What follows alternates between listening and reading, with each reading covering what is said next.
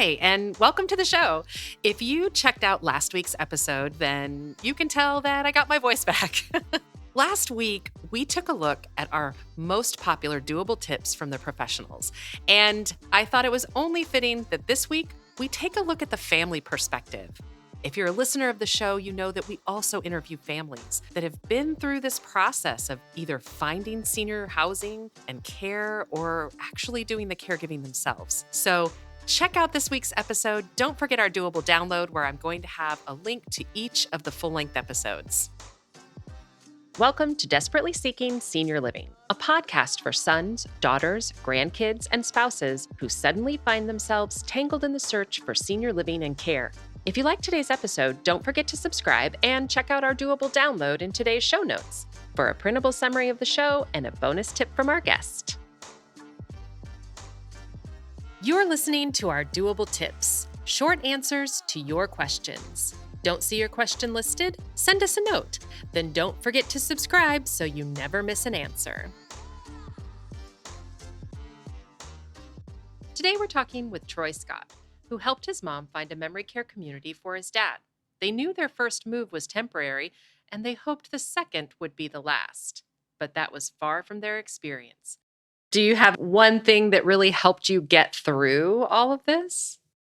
You know, what was really helpful was, for me, like the structure of a financial plan. We sat down, we figured out the money all as we knew he was getting sick. I knew what we needed to accomplish financially, so I didn't have to be thinking about that. I had to think about that number all the time, but I didn't have to calculate it in the middle of crisis, right? I knew what the number was. I knew what we needed to do, how the Medicaid system would work. Should we deplete the funds? And I knew enough to have that little piece of a roadmap, even though there was like, you know, driving along the road, there was suddenly no bridge and we had to turn around a few times. But I had a map that told me what we needed to do, and that was really helpful. And sharing that map relatively openly, like telling people, hey, like the first place, he can only be here for a little bit, but you guys can help us get him in. And if you could meet our financial needs of being able to have him on Medicaid should this date arrive and we pay this much, that clarity was really, really good. And it was helpful too in just talking to you too, because then I could just say, here's my budget, here's what I've got to do, and here's my timeline until we would run out of money.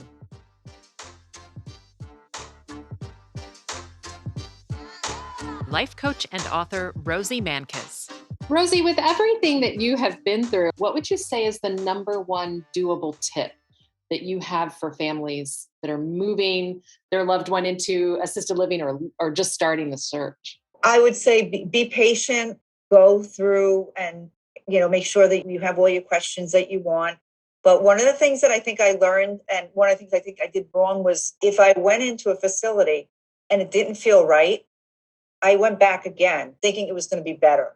And it was not better. When I walked in, if it was bad, if it smelled or the residents were slumped over or not engaged, I would say, oh, okay, maybe I just went on the wrong day and I should come back. And I think that what I learned is if it doesn't feel right in your gut from the minute you're there, then it's not right.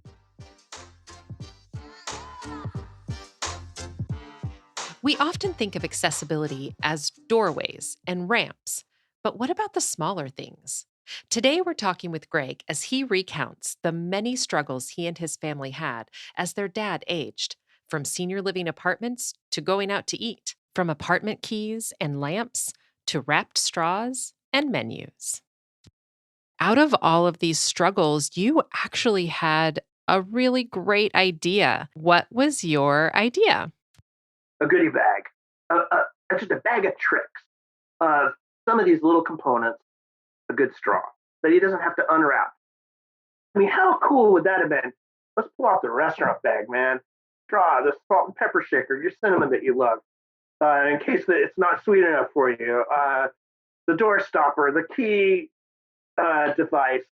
We got to have a better solution. It's figured out for people that are our age, and that's got to start changing.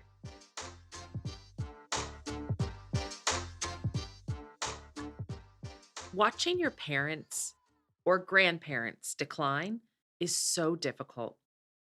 When should you intervene when their wish is to stay home forever? What do you say when one is caring for the other and you physically see how exhausted they're becoming? This is Kelly's story. Your family has been through so much. Is there one thing that stands out for you? Just one doable tip that you would have for families? I would say don't be afraid to ask questions. A lot of family members, what I find, are hesitant to ask for help. It's an uncomfortable experience. It just is at first. It's uncomfortable to say, "Hey, I need help," right? Asking the questions of what does it look like for me to receive help? A lot of times when families come to me, in many ways, they're in the stage of burnout. They're there. Asking those questions feels tender, it feels vulnerable, but it's extremely important.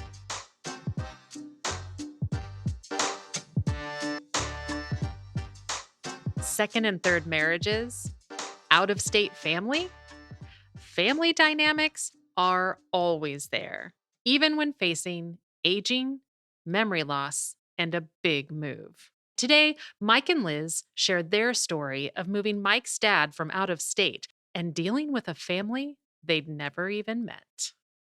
So, what would you say, just with everything you guys have been through, would be your number one doable tip for families? Well, what we really haven't talked, I think we've skipped over a real important part, and that is your involvement in us finding, getting to this place. Because Liz has been through it. I've been kind of listening with her mother, but haven't gone through the detail that she had. And I'm a pretty capable person, but I really wouldn't have known where to start to really to understand what type of home, what's the best opportunity for him. Quite frankly, I didn't know that there were adult homes, memory care homes like he's in, right, in a Mike already neighborhood. has us picked out because he's found some that are so lovely. Um, so I think that part it was just, I wouldn't want to say it was easy, but anything. I mean, if you have a consultant that helps you that knows it and understands where you're coming from, some of the struggles. I mean, to me, that was absolutely the most helpful. And then the owner of the home has just been, so easy to deal with and really caring. We only toured two, but I think both were that way. There was a level of care there. There was a level of wanting to, make that person as comfortable as they were or could be in the situation. So to me, I think that really stands out as a priority to really explore for people, right? Is to get to that realization that, okay, they need some help. I need some help. And then I guess I would say trust, along with trusting you as an expert, but trust the experts. I mean, the doctors, the assessments, they're not going to put someone in a memory care that doesn't belong there. We knew it. He just didn't know it. Work through that and trust that it's going to be the right thing. So, I think it's know your lane, right? I mean, trust the professionals and kind of distance yourself detach yourself maybe from the emotional as much as possible to help ease into that transition. I think was probably crucial to that. And then the self-awareness to understand that I can't do this. I can't give him the level of care that somebody else can that he needs. That is also helps, move through the process as well. Mhm.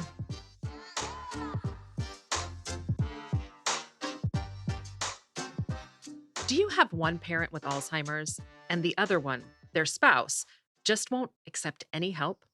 What are those early and not so early signs of Alzheimer's? And what is it like to wonder if you're going to get it too? Today, I'm so excited to welcome Jennifer Fink, host of Fading Memories podcast, helping families and caregivers through the Alzheimer's journey.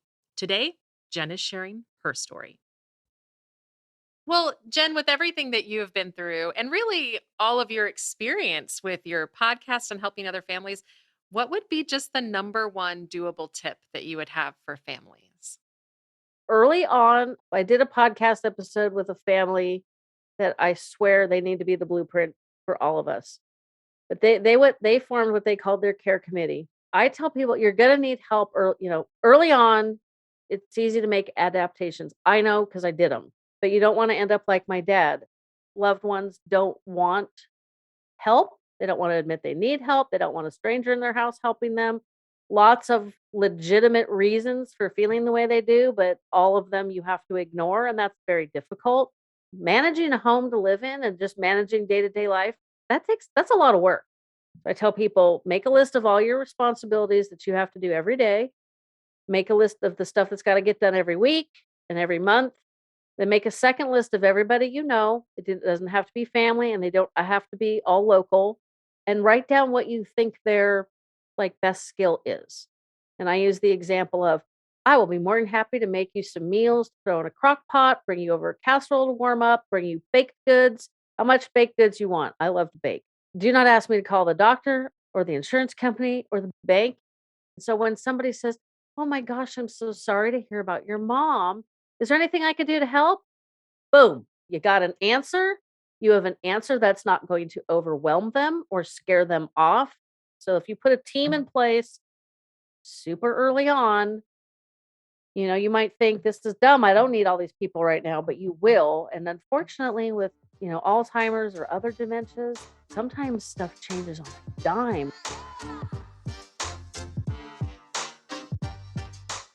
Today, Dr. DeLon is sharing the story of his grandmother, who was over-medicated in a care setting, causing a very difficult journey for her and their entire family.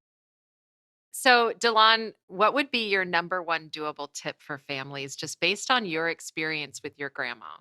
Ask for help, man. My parents were tough cookies and they run a lot of the work on themselves. So I feel it could have been easier had they had some more caregiver support groups, interactions, or knowing who was in their backyard who could be there, maybe getting involved with an elder care attorney. I will say, if you're worried about affairs, try to get things planned. Wills, advance directives, try to get those things done sooner than later if you start seeing your loved one decline. So you're not wondering what granny wants when things worsen, or you're fighting family members for things you don't want to fight about at the worst time. So I just say ask for help, lean on those resources. There are some amazing Facebook communities that have caregiver support, people, of course, like you, Valerie, who do this. Just don't be afraid, and be sure to prioritize your mental health as a caregiver before your loved one. Because, you can't take care of someone if you're pouring from an empty cup.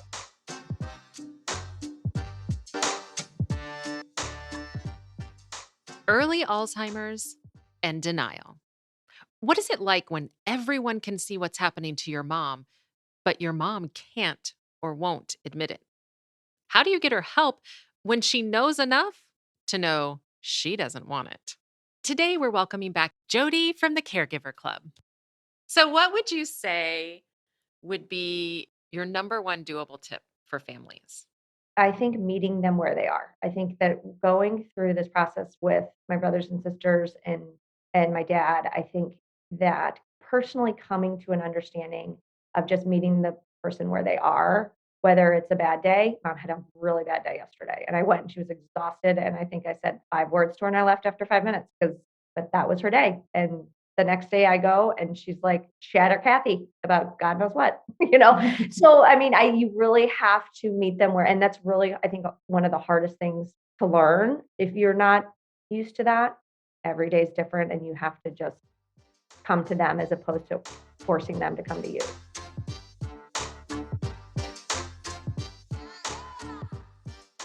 Today, Jonathan is sharing his caregiving journey as he cared for his husband for 6 years through cancer, then Alzheimer's.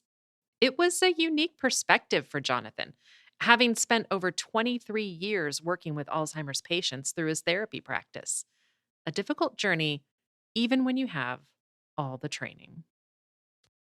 Well, Jonathan, thank you so much for coming back on the show and sharing your story.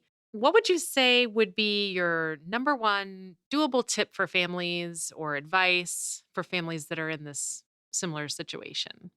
I guess my advice would be twofold. Practice patience and compassion. And when it was really bad with my partner, I always said, it's tough for me, but it's harder for him. It's harder for him.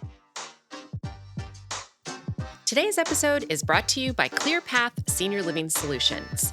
ClearPath helps families find assisted living, memory care, and other resources. Find our contact information in today's show notes. Check out this episode's doable download in show notes for details, including industry terms and definitions we discussed, as well as a bonus tip from our guest. Have questions or your own tips to share? Leave us a message. We'd love to hear from you. And until next time, make it doable.